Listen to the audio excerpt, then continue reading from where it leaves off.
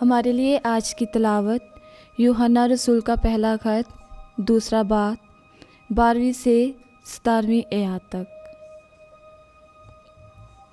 ए बच्चों, मैं तुम्हें इसलिए लिखता हूँ कि तुम्हारे गुनाह उसके नाम के सबब से माफ़ हुए। ए वालिदो, मैं तुम्हें इसलिए लिखता हूँ कि तुमने उसे पहचान लिया है जो शुरू से है।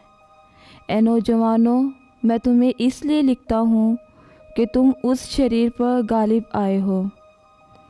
ए बच्चों, मैंने तुम्हें इसलिए लिखा है कि तुमने बाप को पहचाना है। ए वालिदो, मैंने तुम्हें इसलिए लिखा है कि तुमने उसे पहचान लिया है जो शुरू से है।